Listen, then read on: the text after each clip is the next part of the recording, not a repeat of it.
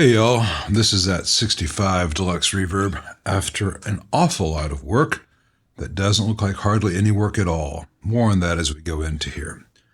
So I spoke to the owner, and he's going to be using a brown box, and I have set the wall voltage for this to 114 volts, and the heaters are at exactly 6.3 with 114 volts coming in. So if he can replicate that or be in that neighborhood with his brown box, he will be fine with those 475 volt filter caps. We left those 60 microfarad FNTs in place. They were well installed and recently installed. We did change out the 10K dropping resistors for some new Vishay 2 watts. So that's going to be much more reliable down the road. The bias board was rebuilt. The heater center tap wire was taped off, and I installed an artificial center tap. I've shown that in a lot of amps.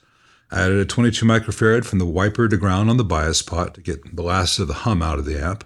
And I cleaned up the chassis ground for that HT center tap wire, installed some 3 watt 470 ohm Vishays on the screens, and gave the power cable ground its own good chassis connection.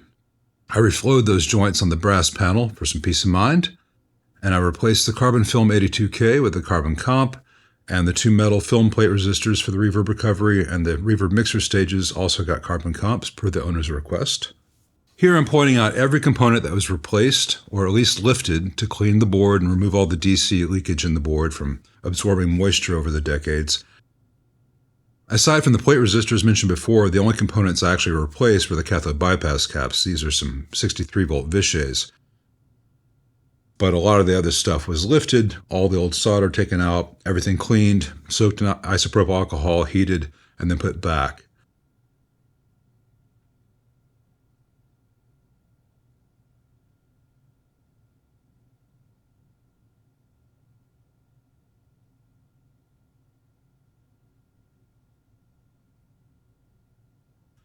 Some of the socket connections were a little solder starved, so I reflowed them as needed. It was important to me that the amp be at least as pretty going home as it was on arrival, so no flux left on the board, even after all those changes, and I reproduced the original Fender factory domed solder joints to the best of my ability. Now that choke wire with the heat shrink in the previous video was not a splice, but there was a section missing from the cloth insulation, so I used a shorter piece of heat shrink, and, I shrunk it. And so now we have a very nice example of a 65.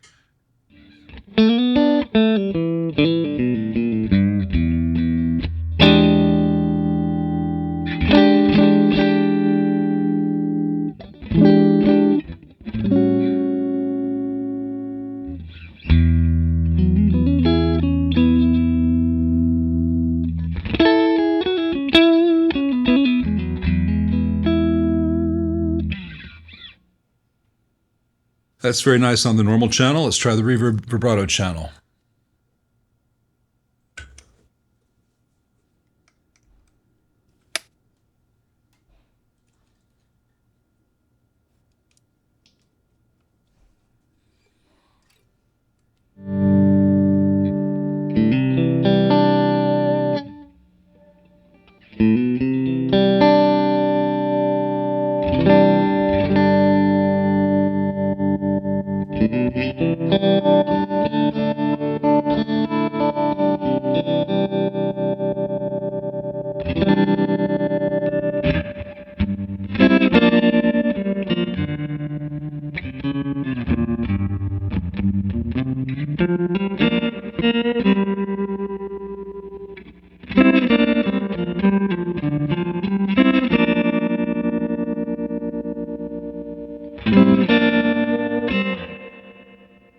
Very nice, strong vibrato on this.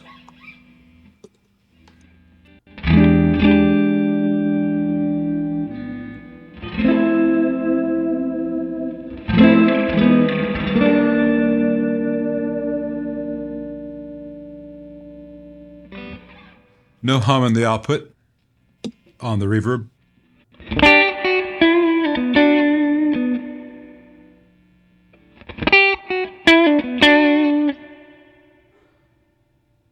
Real nice definition to the reverb, and it's got that kind of almost feedback quality.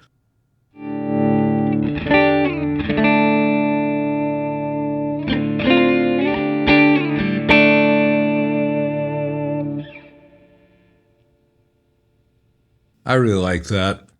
And no ticking from the vibrato, which is nice.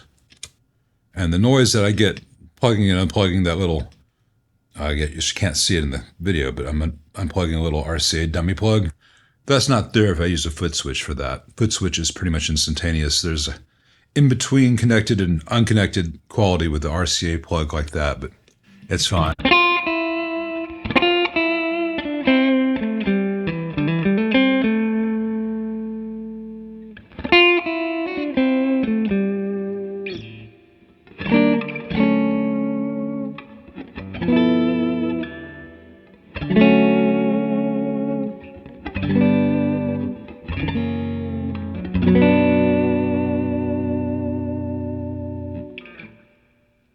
What a very nice sounding amp.